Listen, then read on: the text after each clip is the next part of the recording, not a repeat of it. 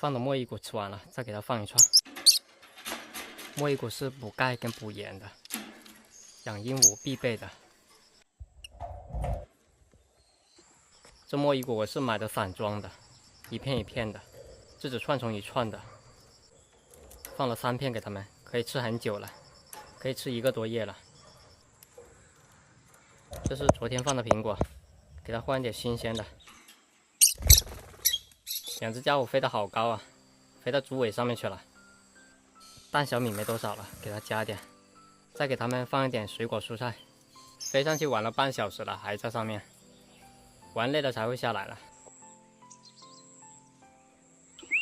飞到楼顶上了，又飞了。这牡丹飞行速度好快啊！来了来了，别到处乱飞了，太阳下山了，快天黑了。来，回去了，给你们准备了好吃的。回笼子了，放进笼子给你吃。看它身上夹了好多竹子，它又拆下来一根。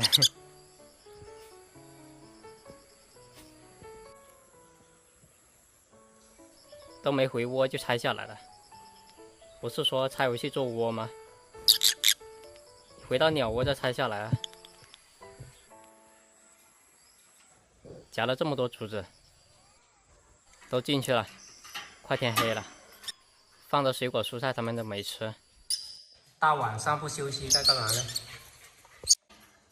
这昨天放的水果蔬菜还好好的，没吃。昨天放的苹果没有及时清理，把这个尾巴搞得好脏啊！洗澡了，把身上洗干净，太脏了。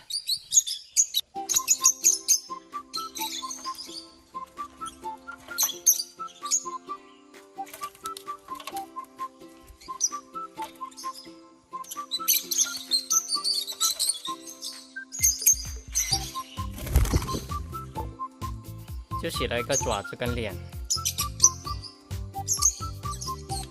刚打了一点水，给这一群小家伙洗澡。上午他们比较喜欢洗澡。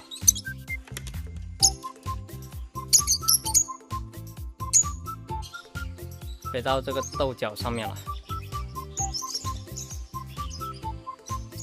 在吃叶子。